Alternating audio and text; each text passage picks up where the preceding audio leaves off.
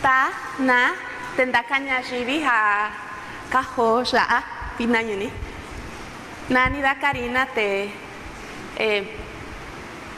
behida inyu hikashe hikashe te cochizat niño da inyu nani San Antonio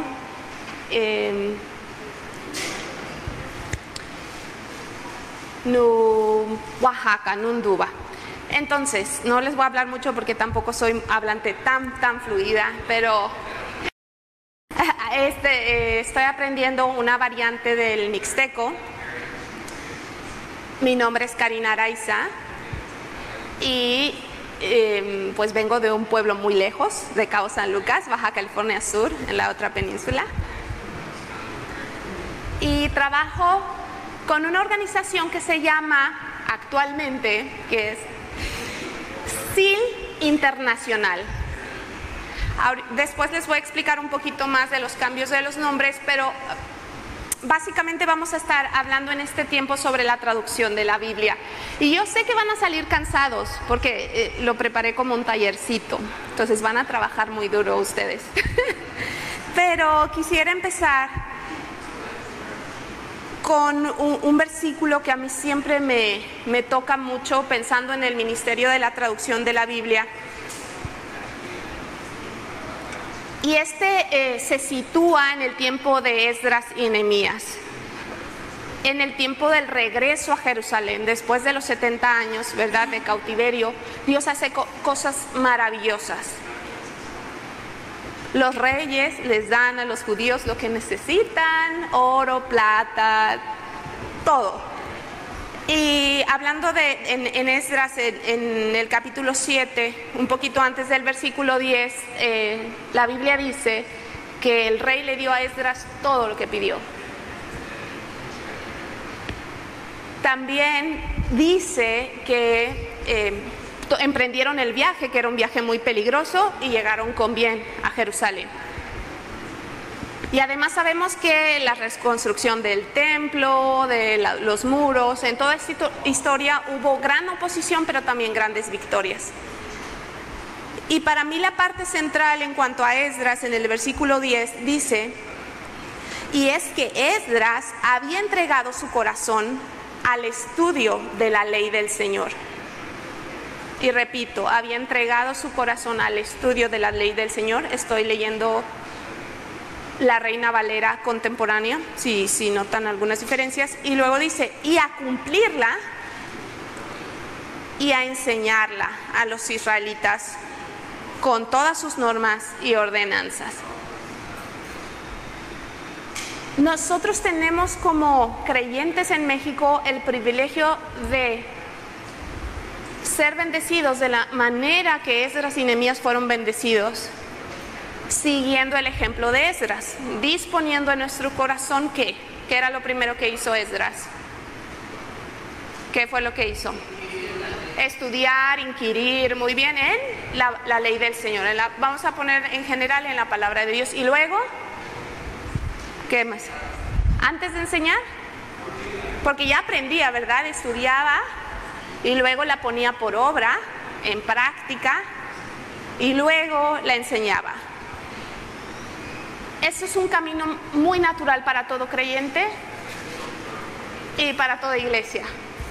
Estudiar, ya que conocemos, poner en práctica y enseñar a otros. Y de eso se trata la Gran Comisión, ¿verdad? De enseñar a otros en cuanto a Jesús. Ok, ya que tocamos esto, les quiero poner un videíto aquí para que tengamos idea más o menos de qué ministerio estamos hablando. Y no quiero hablar mucho de organizaciones porque ahorita les voy a explicar. Quiero hablar del ministerio de la traducción bíblica.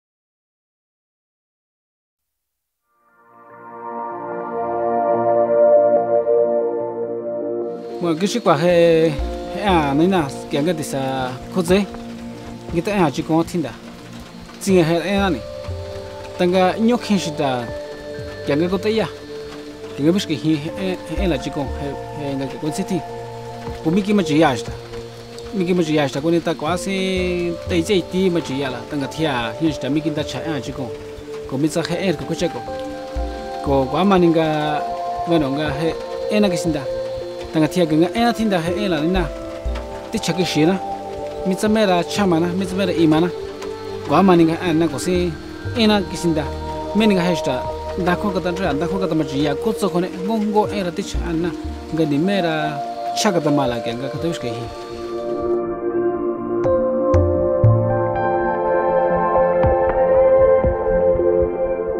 kete sa khoze go migi pia nan za sadin na kong naina kwa shang ga tin na kong naina tanga migi ko migi pia na kya ninga ko khena nga ki se ha kon chata naina sha Sẽ đến ngón này mẹ này có in đi kia của mẹ này sẽ hết đi bớt kia Yanda cái gì còn chết anh này chết anh này mình chỉ có xem nó kia nào chết xí na thì chỉ orang deh mình đã cerveza có khá đi kia xong ra hiện chỉ còn mình chỉ có xem nó này còn gì đi xem cái đó có đồ mà sao này cái kinh doanh là Cristo có đồ cái gì kia này hiện cái ông không ăn này cái chỗ cái xem cái đó có đi sát thế nào đi Gaki kwase makina rata Jesu Cristo Gaki kitana khobe na chora thina Ko here se chanin ko man ga chadu yen ga ma bi wan inan ko men ga isarun da mujian ga chadu ye ko men santa ti chen ron ga chadu ye se ga en ye mi ko se he ge chen se ga ta ko ni de he ti man se ga to se de no ye có cái nhà thì chúng tôi sẽ yan thay yan này có sang cái gì wo he mà he na cái nó mẹ wo có sự chỉ có na này nè có sự chỉ có na này nè thì có cái có dễ có mình sẽ mất thế kia nè mình sẽ mất có cái ít đi na sẽ chế na sẽ mẹ na he là thế na cái có mai dễ na chỉ nên cho có ít đi na có chế ra na ít đi na bal la na cái hiện sẽ mẹ herramienta sẽ chỉ nên cho còn đi này cái có kia na Jesucristo ko ki ito je che diana ko ye ni ti chana khonda nai na ga ma te shi shai diana ko se na ira nai na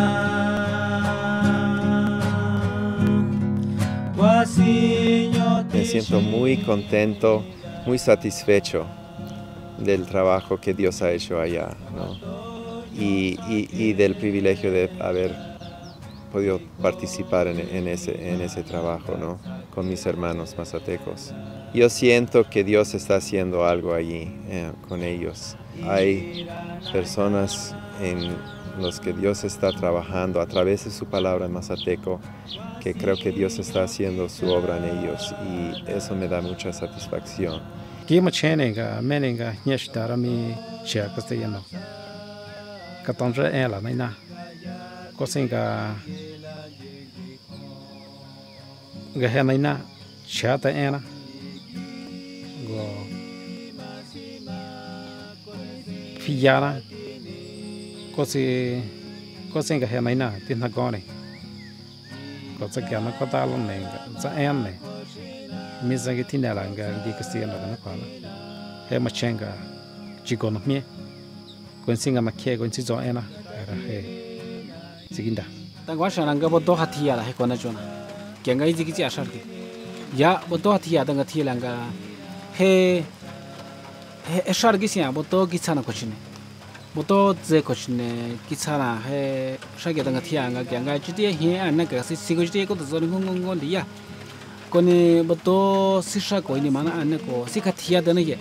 Koni si che he kona jo si che ko bichena. Sikasa hi koskola henena ini mana ko kyanga khoze kishi kwa go kwa kya ko ni nga tsishta ko ni nga tsishta sende go si ko se mehela ko ti kwa kyanga tsa go ji ki ashar ki go ju ba ko chine thina ko ni de sa singa so ko na jona bano boddo pathiya Quasiño tichala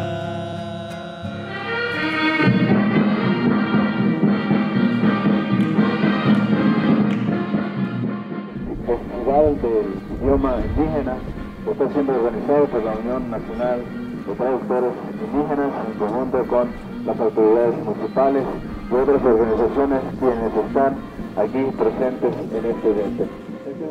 Sin duda estas escrituras que ahora ya llegaron, publicadas en forma de libro, pues van a llegar a las manos de muchas personas mazatecas.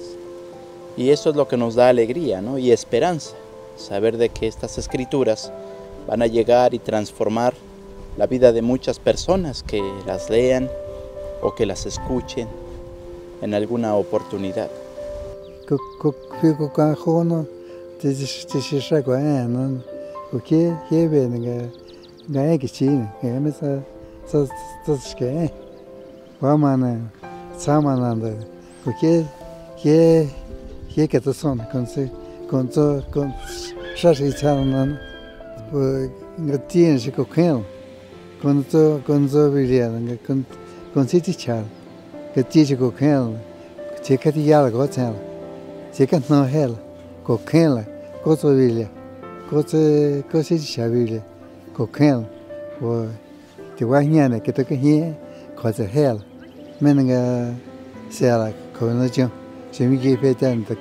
Cuando llegan las escrituras a un grupo minoritario, a un grupo que históricamente ha sido ignorado en muchos aspectos, también representa una aportación al reconocimiento de la lengua de las personas, reconocimiento al valor de las comunidades indígenas.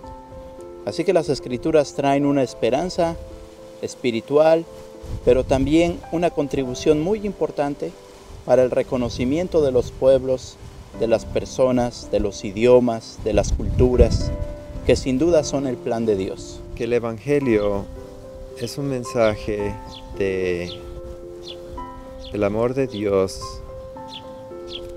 hacia los pueblos, hacia las personas menos reconocidos del mundo, ¿no? Dios nos quiere a cada uno como somos. No tenemos que cambiarnos, sino que Dios ha dado su vida por nosotros. Es un mensaje de valorización de su lengua, de quiénes son, y que puedan escuchar directamente la voz de Dios en su propia lengua y pueden expresar su adoración a Dios directamente en su propia lengua.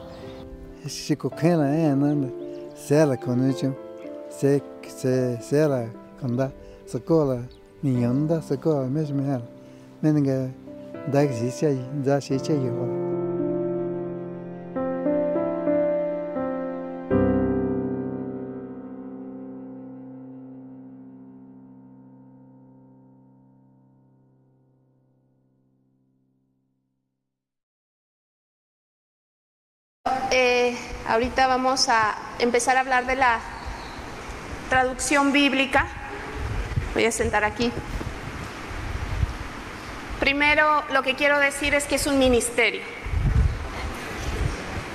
Es un ministerio que se empezó desde, vamos a ver ahorita algo de historia de la traducción, pero casi desde el inicio, ¿verdad? Adán y Eva seguramente tenían una lengua con la que se comunicaban y obviamente Dios tenía que hablar el idioma que entendían, ¿verdad? O no sé si era el idioma el único, el celestial, no sé, pero había formas de comunicarse. Y con el tiempo, cuando en la Torre de Babel Dios, por causa del pecado del hombre, Dios hace algo en las lenguas, una sola lengua pone algo y empiezan a formarse como un árbol, ¿no? Con sus ramas y diferentes lenguas. Entonces, Dios mismo, no sé si puedo decir creó o tuvo un plan para el hombre de hacer una diferencia en las lenguas, ¿verdad? Pero al mismo tiempo vemos en Hechos, en la venida del Espíritu Santo, como igualmente, yo no sé si cada discípulo hablaba una lengua diferente o era una lengua celestial y todos entendían esa única lengua, no sé cómo funcionó, pero lo que sabemos es lo que registra la Biblia, y la Biblia dice que cada uno que eran de diferentes países, regiones, etcétera, y lenguas, entendían en su propio idioma las maravillas de Dios.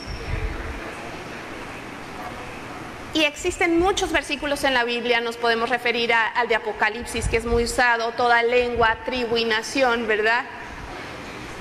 La representación de Dios en cada una de estas culturas, en cada una de estas lenguas, tiene un valor muy especial.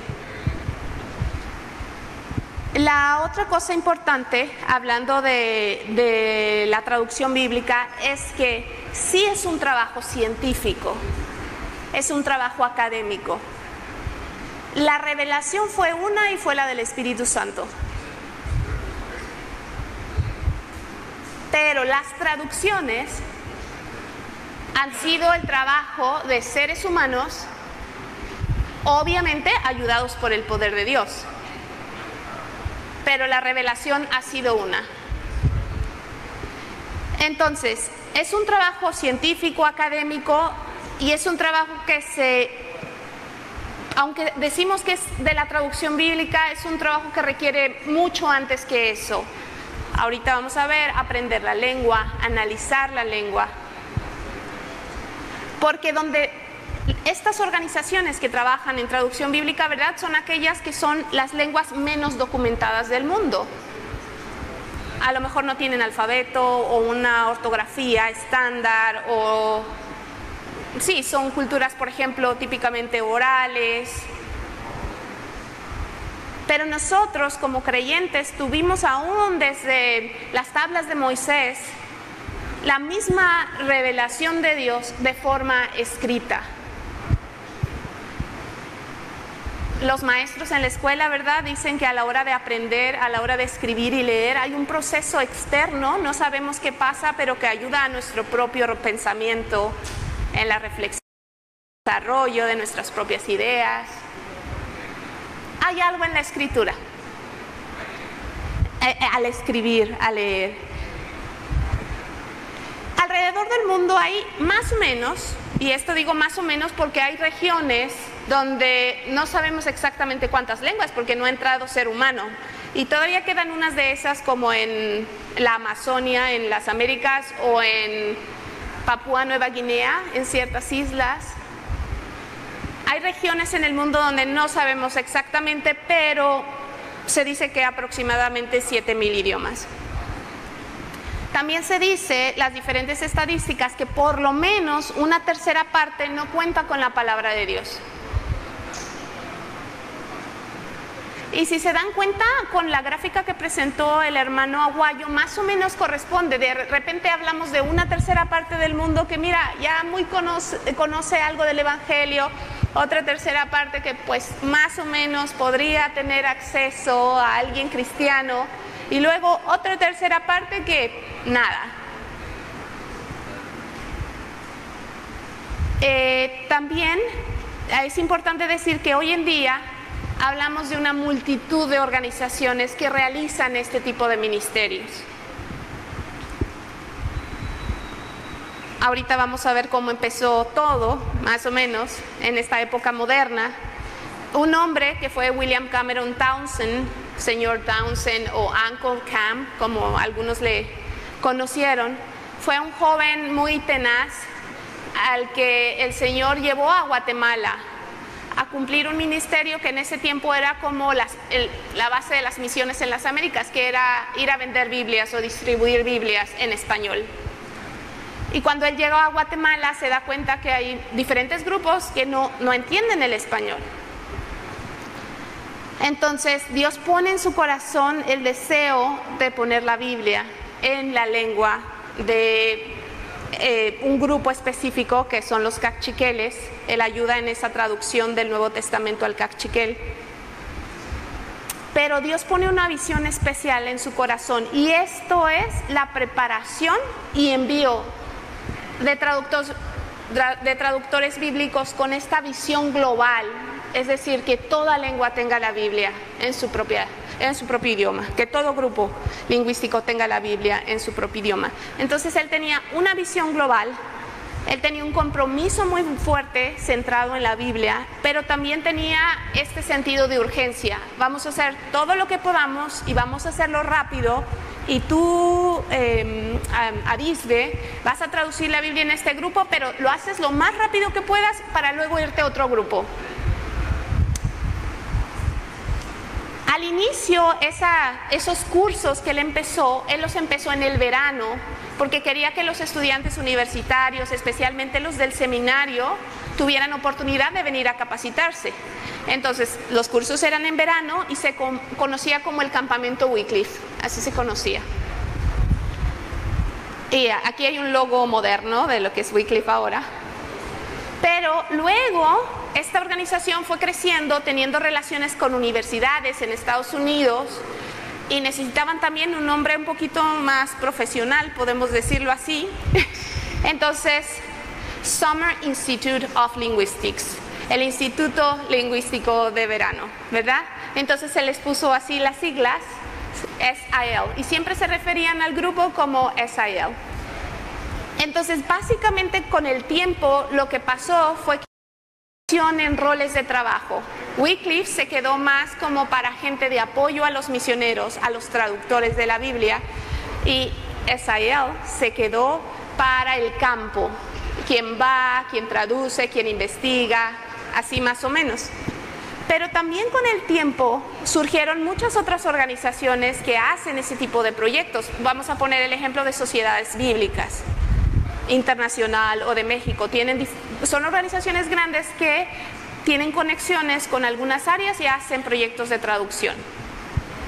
Y Wycliffe empezó a tener Wycliffe con apellidos diferentes porque han salido diferentes organizaciones a partir de ahí.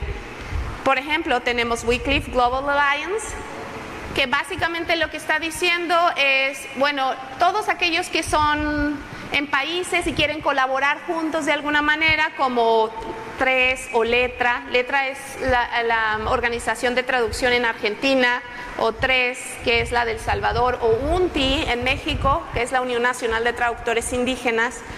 Pues si quieren colaborar juntos de alguna manera, compartiendo información, compartiendo recursos, o a lo mejor necesidades, yo necesito un traductor en tal campo, entonces se prestan o se envían a gente entre ellos. Pero hay otro tipo de organizaciones que a lo mejor este logotipo, es probable que no lo conozcan, es el logotipo de mi iglesia. Mi iglesia no es una iglesia dedicada a la traducción bíblica. Simplemente alguien de la iglesia quiso trabajar en el área de traducción y la apoyan. ¿Y cómo la apoyan? Pues siendo responsable por esa persona, en mi caso de mí, y me envían a trabajar con SIL. Ahora, hoy en día ya no decimos SIL, es la verdad. El nombre oficial es SIL International o SIL Internacional. Y es cierto que tiene muchos años de experiencia esta organización. Más o menos somos 5,000 voluntarios alrededor del mundo, trabajando en más o menos 1,600 diferentes lenguas,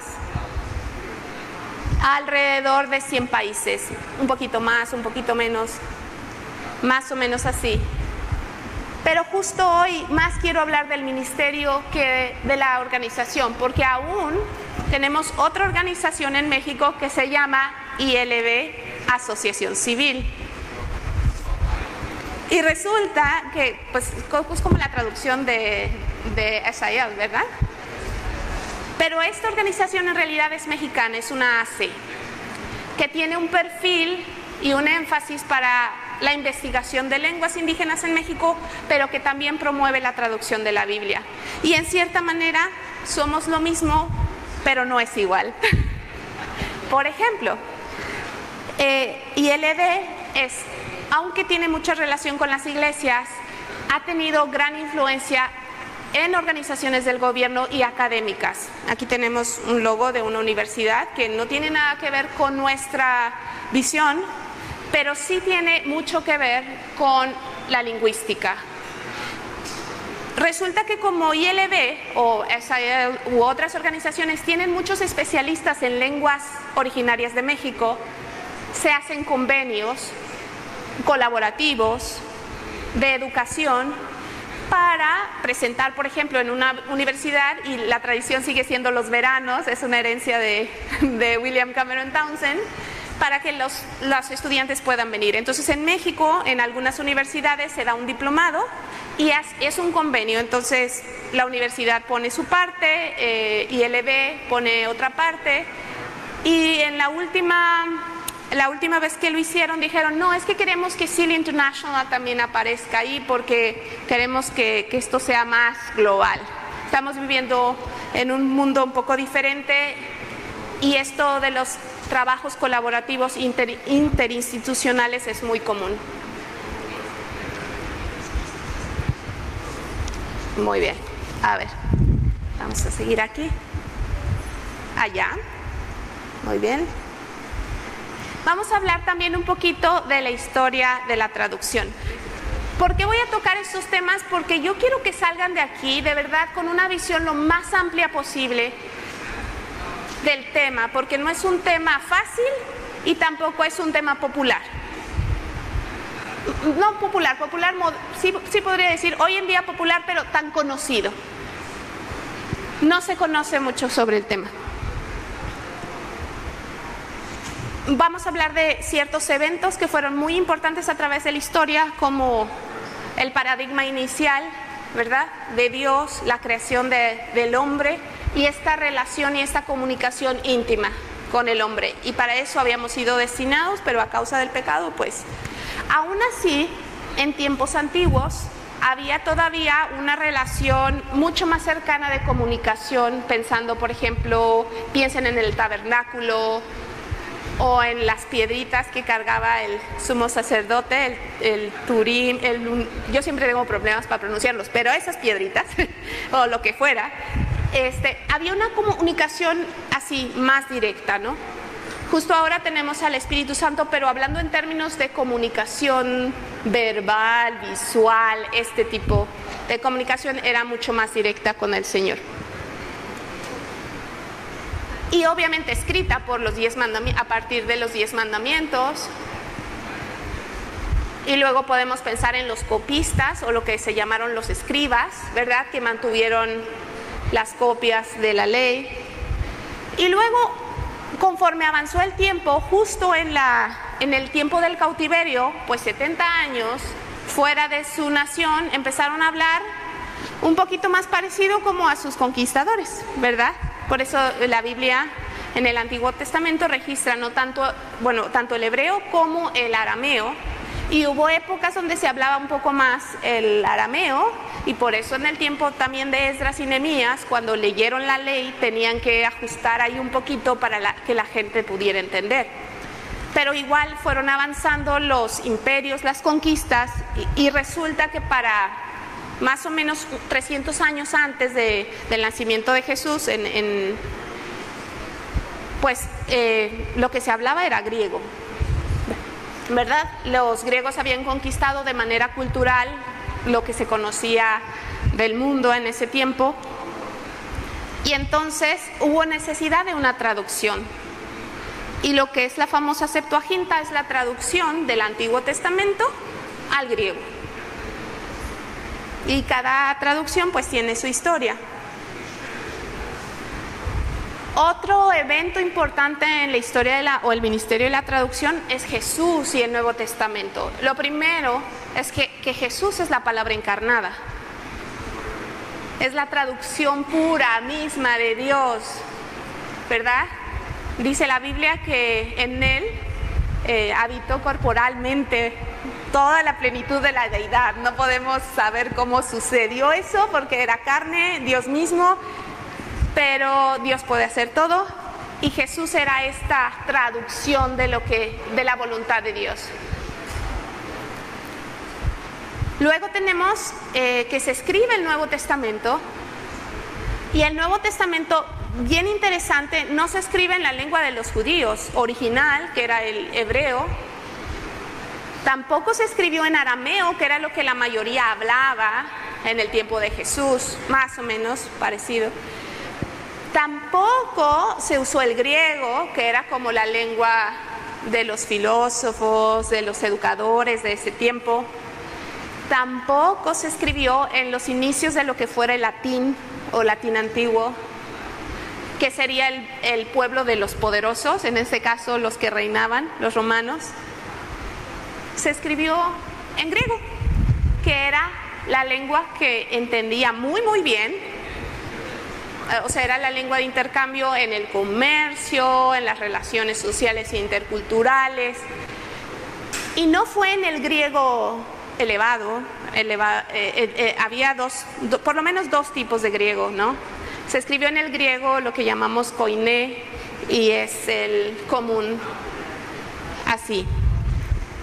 Luego, ya con el tiempo los romanos establecen, de hecho, pues el latín se hace el idioma oficial de digamos, de los primeros siglos posteriores a la venida de Jesús, al ascenso, perdón, y resulta que pues hay muchas copias, ¿verdad? Por ahí se empiezan a escribir los evangelios, pues esta iglesia, préstame tu carta de Pablo y empiezan a copiar, ¿verdad?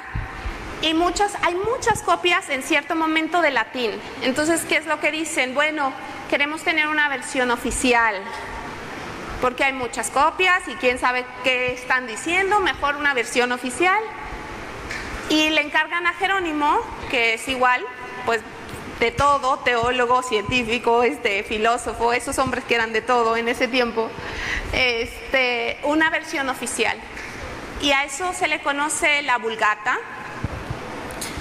Claro que cuando Jerónimo empieza a hacer eso, que básicamente la de Jerónimo en su totalidad no fue una traducción, fue una colección que hizo más ciertas porciones de traducción.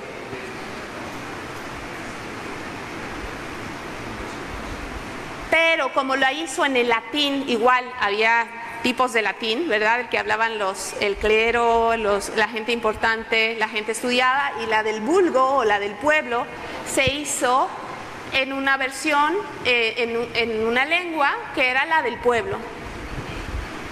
Casi lo querían ahorcar al pobre, pero ¿qué sucedió con esa Vulgata? Que hubo una aceptación con el tiempo. Fue tanta la aceptación que esa duró 1000 años, 10 siglos de uso. Parte de lo que incluye lo que es la época oscura o la época medieval, porque era tanta la veneración a tal traducción o lo que se decía a tal versión, eso es mejor, que entonces estaba prohibido traducir la Vulgata a otras lenguas. Luego tenemos otra época, llega más o menos el 1500, ¿verdad? Y tenemos el invento, bueno, cuando conocemos el invento que es la imprenta de Gutenberg, y tenemos que el primer producto de esa imprenta es una Biblia, la versión, la Vulgata. Obviamente eso marca una diferencia en la historia, porque a partir de ahí se podían reproducir Biblias de una manera 100 veces más rápido que lo que podía hacer un copista, ¿verdad? Con una obra de arte que hacía una en toda su vida, y ni siquiera una persona, era un equipo. Pero tenemos otra cosa que fue un parteaguas, y esto es Erasmo de Rotterdam, un tipazo. Era un catedrático, ¿verdad? Era filólogo, era filósofo y era teólogo, muy buen teólogo. Entonces él tenía muchos amigos y conocidos, y entre sus investigaciones y demás, él logra juntar lo que en ese tiempo se conocían los textos bíblicos o manuscritos más antiguos para ese tiempo. Entonces él hace una colección de lo más antiguo que se tiene, en lo más cercano que se tiene en el momento en cómo se escribió el Nuevo Testamento, ¿verdad? Entonces eso da una pauta para que otras personas interesadas en las lenguas, en el griego, en el hebreo, en la Biblia, pudieran lo usaran como base para la traducción.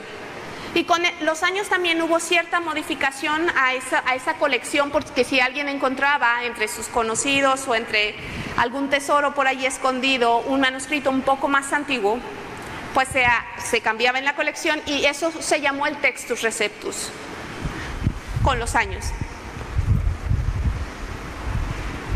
A partir de Gutenberg y Erasmo, entonces las traducciones, se empezaron a dar las traducciones al alemán, al inglés, al español. De hecho ya habían empezado un poquito antes, desde el siglo XIII, de 1200 más o menos, ahorita vamos a ver, o del año 1000, pero de una manera más fuerte a partir de la imprenta.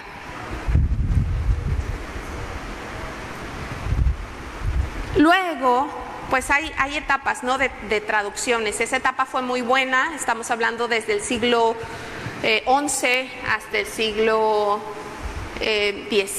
XVI. Y luego hay como una pausa y luego llegan los misioneros que son en el tiempo de William Carey, por ejemplo, que es se llama el padre de las misiones. Y cualquier libro que ustedes lean de esos misioneros, un siglo después, que estamos hablando de entre la segunda mitad del siglo XVIII, la primera del siglo XIX, Hudson Taylor, William Carey, otro Hudson y otro Taylor, que ahora se me fue el nombre, pero cualquiera de ellos que se considera muy importante en las misiones hoy en día, incluyó la traducción de la Biblia como parte de su ministerio. William Carey obviamente representa como el boom, porque no solamente establece iglesias, tiene 5 pilares: el evangelismo, liderazgo local, traducción de la Biblia, aprendizaje del idioma y la cultura, y el crecimiento de los líderes locales. No me acuerdo exactamente cómo van los 5, pero entonces por esa visión él produce como en 20 variedades y lenguas, pero 20 en total en la India. Un hombre, claro, con la ayuda de Dios y mucha gente también, pero la visión de un hombre. Luego, un siglo más tarde, llega Cameron Townsend. Más o menos estamos hablando, por ejemplo, de William Carey, 1810, 1820, por ahí, y luego nos brincamos hasta 1910, entre el 10 y el 20, más o menos. Pero ¿cuál fue la diferencia con Cameron Townsend? Que Cameron Townsend no quería solo alcanzar un lugar. Él dijo, vamos a llenar la tierra de traductores bíblicos. Entonces, podemos ver un patrón muy natural en las historias de la traducción de la Biblia. Cuando alguien quiere traducir, hay desprestigio, hay rechazo, hay no inventes. Si ya tenemos la Reina Valera y la 60, porque he escuchado a algunos pastores que dicen, esa es la mera buena, esa es la oficial y ninguna otra. Cosas como, no, pero pues es que son dialectos, no tienen ni gramática las otras lenguas, ¿no? Y tú, no es así.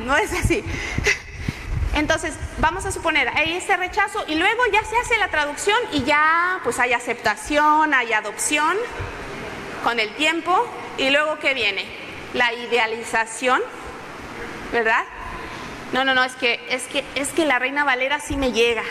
Las otras como que no, no sé, como que no me hablan. Y eso es normal, ¿verdad? Porque crecimos con la Reina Valera o conocimos el mensaje con la Reina Valera. Muy bien. Ese es como un proceso normal en las historias de la traducción. Esto que les voy a presentar justo ahora no es sacado de un libro ni nada, se los aclaro, es mi propia versión de los hechos. Son los paradigmas de la traducción de la Biblia en la historia. Al inicio tenemos como a gente como a Lutero, traduciendo al alemán, o a Tyndale al inglés, o Reina, Casiodoro de Reina al español. Entonces era gente con con mucho interés, con mucha pasión, súper intelectuales, tenían conocimiento del griego, del hebreo, daban clases, escribían libros, predicaban sermones, hacían 1000 cosas en su vida y además hicieron traducción, los persiguieron, pero tenían benefactores, gente muy rica que les soltaba el dinero para que huyeran de país a país o para que imprimieran las Biblias. ¿Y cuál era el enfoque en ese tiempo? La distribución. Vamos a traducir para que la gente lo tenga, para que llegue la palabra. El siguiente paradigma fue, podremos decir, en la época de William Carey, donde la traducción de la Biblia era parte de un ministerio integral. Era necesario para alcanzar una etnia. Y también los seguían haciendo individuos, ¿verdad? No había un movimiento de traducción ni nada. Pero la idea o el énfasis era tener una iglesia fuerte, un cimiento fuerte, en donde estabas evangelizando. Luego vino otro paradigma, que fue el cambio con William Townsend, donde estamos hablando que, aunque empezaron individuos, en realidad el movimiento fue de organizaciones. Y la iglesia, ya como iglesia, apoyaba a los individuos, y el énfasis es el acceso, que toda lengua tenga acceso, todo pueblo, toda nación. Pero también tenemos un nuevo paradigma. El tiempo en el que estamos viviendo, un tiempo globalizado, donde tenemos un multilingüismo, vinculación con las escrituras, que está a lo mejor en países donde ya tienen la Biblia desde hace cientos de años y los jóvenes no saben ni qué es la Biblia. Entonces, vivimos en tiempos donde ya no hay fronteras, aún en países con violencia, los refugiados en otros países, las migraciones, en este caso hacia el norte, ¿no? En América Latina, por cuestión de trabajo, por cuestión social. Es un mundo todo mezclado, ¿verdad? Y entonces el paradigma ha cambiado y así decimos, de cualquier lugar, ¿verdad? Porque puedo encontrarme como un musulmán aquí en Mérida, o a un hindú o algo, de cualquier lugar a toda persona. Y casi se maneja por redes de colaboración. Aún entre Arisbe y yo, hoy en la mañana seguimos hablando, bueno, a ver, ¿tú quién eres y yo quién soy? Hablando de organizaciones. Porque yo soy SIL Internacional, pero también soy ILB. Y ella es ILB, pero no es SIL Internacional. Porque así es la historia y por cómo llegó al ministerio o por cómo el tipo de trabajo que realizamos. Entonces, a ver, vamos a ver si pasamos a la parte de los ejercicios. Chicos, yo sé que es mucho, tengo muchos ejercicios, podemos hacer más cosas, pero lo que quiero que recuerden y que pasen a la mesa si les interesa, tenemos una mesa ya, quiero que se vayan con una idea bien amplia que es la traducción de la Biblia. Tenemos muestras de Nuevos Testamentos o Biblias completas, hay formas monolingües, pero no todo el mundo es monolingüe. Estoy pensando en el maya, por ejemplo. A lo mejor ya ustedes pueden bajar en YouVersion la traducción en maya, en el yucateco, pero tal vez también pueden tener una que ya es bilingüe, maya-español. En este caso no es maya, ¿ok? Este es mixteco-español. Tenemos otro tipo de Biblias que son las que llamamos Biblias híbridas. ¿Qué significa Biblia híbrida? El Instituto Lingüístico de Verano u otras organizaciones como SIL Internacional básicamente se enfocan en la traducción del Nuevo Testamento con el propósito de que según surja una iglesia, la misma iglesia sea retada para hacer ellos mismos el Antiguo Testamento. El Nuevo Testamento es una parte del Antiguo Testamento, entonces tomaría también muchísimos años más. Pero no nos limitan a hacer el Nuevo Testamento, algunos han hecho el Nuevo y gran parte del Antiguo, y como ya está terminado el proyecto, lo que hacen para que usen una sola Biblia en lugar de una en mixteco o lo que sea y en español, lo que hacen es poner las porciones que faltan en español. Es diferente de la bilingüe. La bilingüe tiene los 2 textos completos y la híbrida tiene las porciones que faltan por traducir en el idioma nacional, en español. El tamaño de letra, el formato, dependerá mucho de las necesidades de la comunidad. Esta es una variedad del mixteco, este es del norte de Tlaxiaco, de los ejemplos que vimos, que dije que era diferente al que yo estoy aprendiendo. Otro tipo de cosas que realizamos son materiales de alfabetización, porque si no hacemos trabajo de este tipo, ¿cómo la gente va a poder leer la palabra de Dios?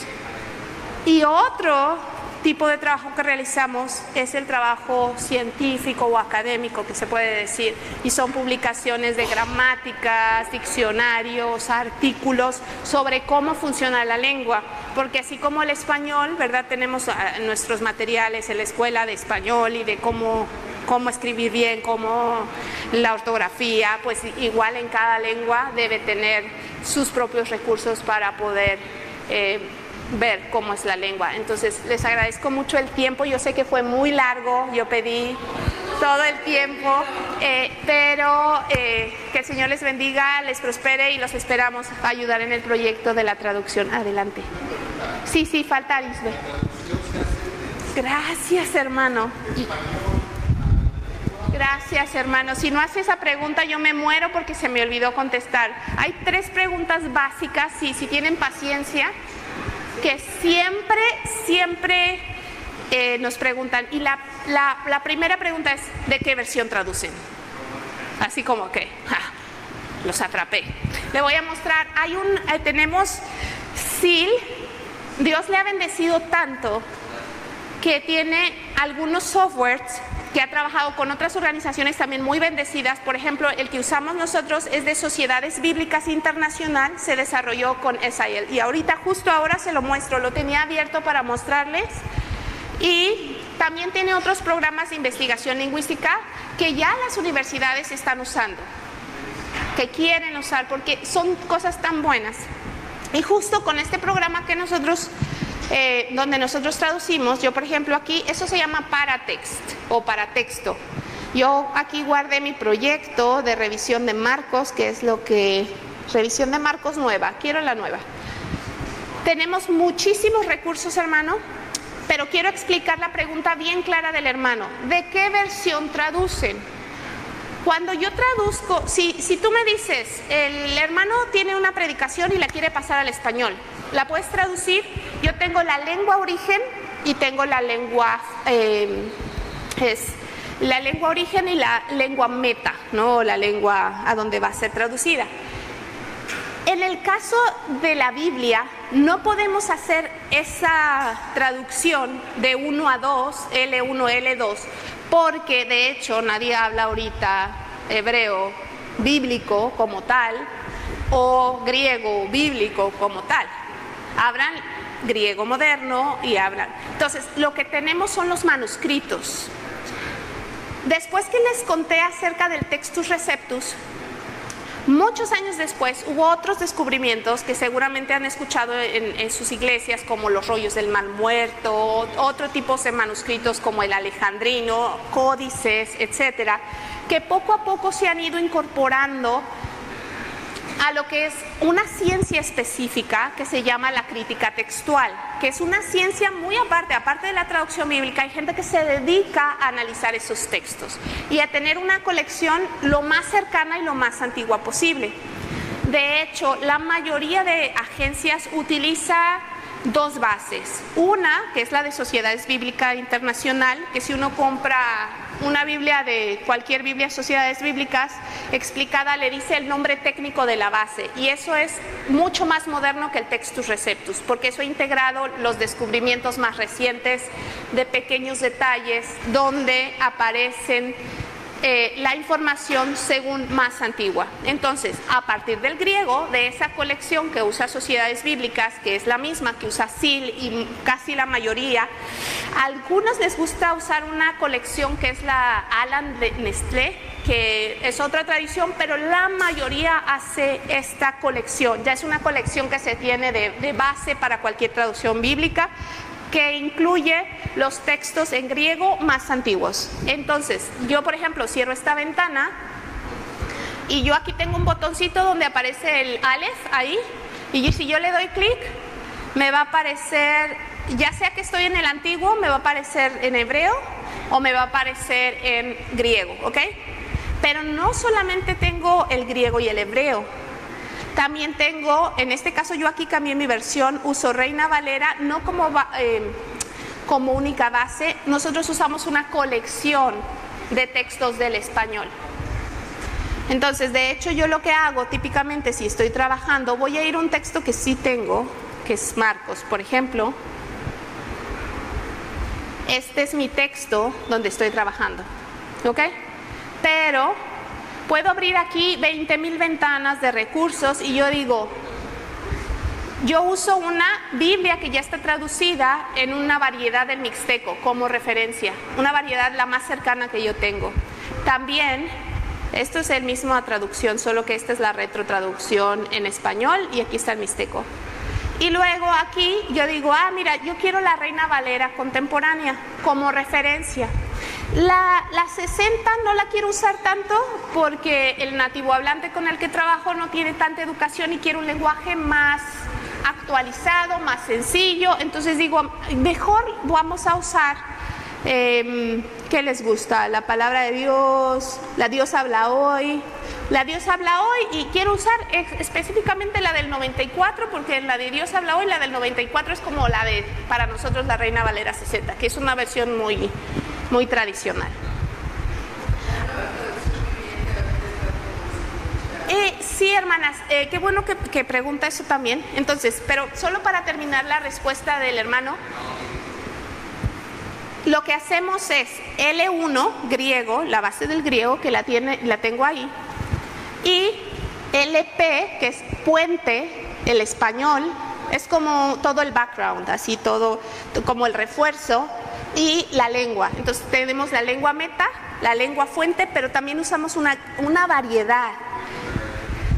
Y le voy a poner una cita muy linda, muy linda.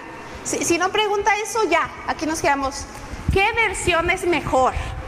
Ya sea para traducir, para leer, para lo que quieran.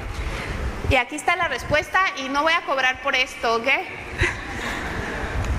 Ok, esto es lo que dice Alfredo Tepox, que es un teólogo. El conjunto de todas y ninguna en particular, pues cada una aporta algo y ninguna es perfecta. Aquí vamos a tocar algo bien importante.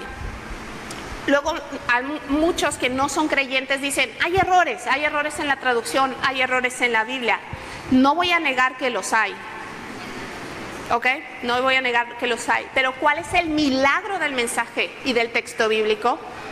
Es que después de los 1500 años que duró la elaboración de la Biblia y los 2000 que llevamos ahorita, no hay una información que contradiga los principios bíblicos, a pesar de las traducciones, a pesar de las... es más, hasta los nuevos descubrimientos. Los nuevos descubrimientos han servido para afinar o comprobar qué partes son más antiguas, por ejemplo. Pero no ha habido algún texto mucho más antiguo que contradiga lo que ya conocemos. Ese es el milagro de la palabra de Dios. ¿Le queda más o menos claro? Hermana, traducciones. Y ya cerré en lugar de... A ver. Tengo que volver a abrir justo ese... La hermana me preguntaba sobre la nueva traducción viviente. Si usted me pregunta personalmente cuáles son las diferentes versiones de la Biblia, tienen diferentes usos, eso es lo que tienen. La traducción viviente personalmente tiene los pies de notas más fascinantes del mundo porque son los más modernos. Si usted me pregunta si tienes un conocido que no es creyente y quieres regalarle una Biblia, yo tengo una preferencia y es la NBD, que casi no es muy conocida, pero es el grupo Nelson y es una paráfrasis, es una traducción, pero es una paráfrasis. Es como el estilo de la Biblia para todos de Sociedades Bíblicas, pero yo la compro para ese uso, para un nuevo creyente. Nueva Biblia al Día se llama. Hay muchas versiones. Algunos dicen, es que las versiones católicas, hay versiones católicas de traducciones hermosísimas. De hecho, esta es otra cosa que deberían saber acerca de las versiones, porque a veces pensamos, no, es que es versión cristiana, evangélica y versión católica. Algunas ventajas de las traducciones católicas es que usan en lugar de insensato, te dicen tonto o estúpido. O sea, te hablan más directo para ciertas palabras. La otra es que realmente en los niveles, cuando hablamos de la lengua y las traducciones, hay cosas que no se notan tan... Hay como cierta unidad, porque la palabra de Dios es la misma. La diferencia con las Biblias católicas es que tienen los apócrifos anexos. Aún si un creyente, un cristiano tuviera una Biblia con los apócrifos, no pasa nada mientras se considere que esos son históricos y no la palabra de Dios revelada.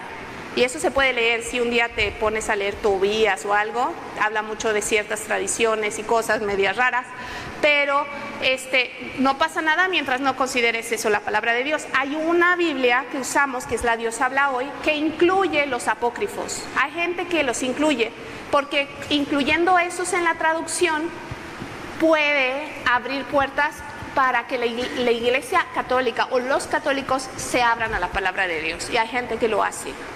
Solo para que sepan eso. Y hay una versión católica que es una Biblia azulita, azul no marino, una más clara, que ellos llaman la Biblia del misionero, y básicamente es la versión Dios habla hoy, porque se comparten el copyright o lo que sea de la casa editorial. Entonces, a ese nivel, cuando hablamos de la palabra de Dios, hermanos, la palabra de Dios no pertenece a la iglesia, pertenece al mundo. Las únicas que yo tengo ahorita, así como que digo, definitivamente no, son dos. Y una es la versión del Nuevo Mundo, que es la de los Testigos de Jehová, porque primero, ellos creen que es la única y la mejor. Segundo, mantienen en anonimato quienes tradujeron, cosa que no debería ser. En anonimato mantienen quién fue la mesa de traducción y quiénes fueron sus consultores. Nadie, hermanos, nadie va a publicar una Biblia. Estas ni nosotros las publicamos. O sea, sí es cierto, trabajamos en la traducción, sí es cierto, trabajamos en la consultoría, pero quien toma la responsabilidad es la casa editorial, en este caso es la Liga Bíblica y algunos proyectos Sociedad Bíblica. Ninguna casa editorial respetable te va a publicar una Biblia que no haya sido debidamente revisada. Por eso quiero que confíen en cierta manera en que cuando ven algo que no es la Reina Valera o que no es español, que no digan, ay, y además seguro está mal traducida. Digo, no importa, estamos hablando de una obra que Dios está haciendo, que en su poder, y confiamos en la obra, en el poder de Dios por medio de su palabra y la vivificación del Espíritu Santo, que va a traer vida a la gente a través de su palabra. Que va a haber errores, hermana, con todo temor y temblor le digo, sí, pero yo oro que no. Porque en mis limitaciones o las limitaciones de cualquier otro que trabaje en la traducción, o sea, es imposible decir que no va a tener errores. Por eso son proyectos que tardan muchos años. Y por eso existen las revisiones. Les voy a compartir rápido el testimonio de esta. Este es el Nuevo Testamento del Chinanteco de la Lana. Y de hecho, debe ser la segunda edición. ¿Sí? Y esta, ahorita yo podría tirarle a la basura. ¿Saben por qué? Porque hay una iglesia tan hermosa en este lugar, tiene como 5,000 miembros, que están tan emocionados con la palabra de Dios que están en su tercera edición, porque ellos quieren tener algo mejor.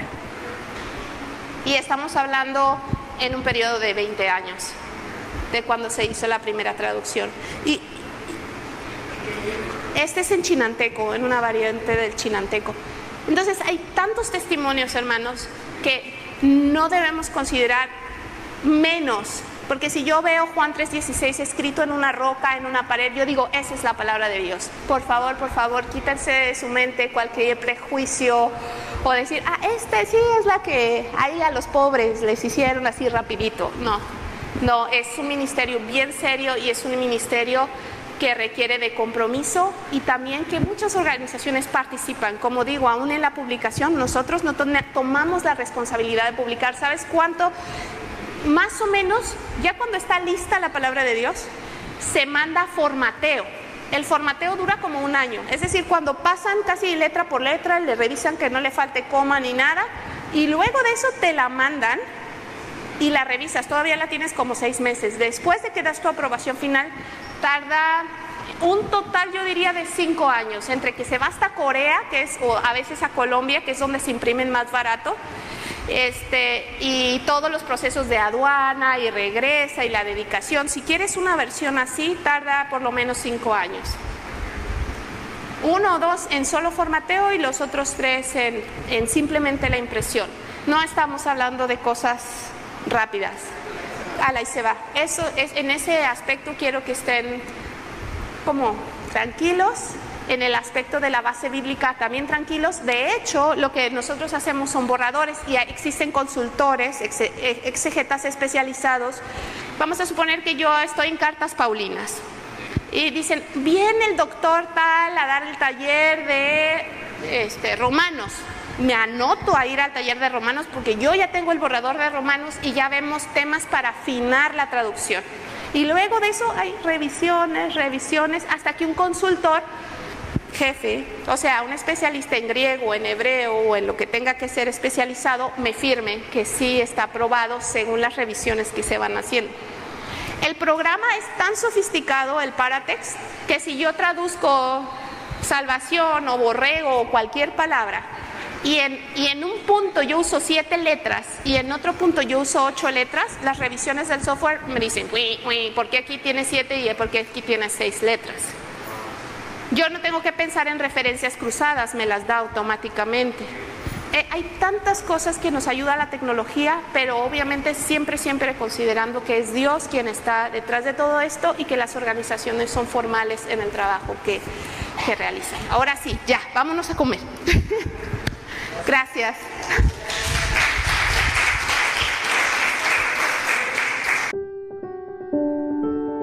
La Biblia, uno de los libros más antiguos y más conocidos de todos los tiempos. ¿Pero es tan solo un libro? ¿O es mucho más que eso? En Wycliffe creemos que la Biblia es la palabra de Dios y que todos merecen leerla en la lengua que pueden entender claramente. Pero hay una barrera. No todos tienen la palabra de Dios. Hay cerca de 1,800 comunidades lingüísticas que aún no tienen la Biblia en su propia lengua.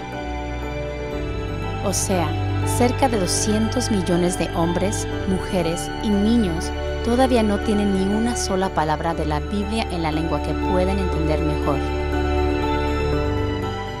Cuando la gente por fin tiene la Biblia en su propia lengua, las vidas cambian de manera asombrosa. Hemos visto a personas ser liberadas de adicciones, de conductas violentas y rescatadas de rincones muy oscuros de sus propios corazones. Hombres y mujeres han podido perdonar errores del pasado. Su relación ha sido restaurada. Todo por el poder y la sabiduría de la palabra de Dios en cada uno. Pero lo más importante de la Biblia, lo que hace de la traducción algo crucial, es que guía a las personas a Jesucristo y a una relación correcta con Dios. Esa es la razón de ser de Wycliffe. Es por eso que ahora estamos en más de 1,500 comunidades lingüísticas, llevándoles la palabra de Dios. No importa el costo. Seguiremos adelante hasta que todos los pueblos tengan la Biblia en la lengua que entienden mejor.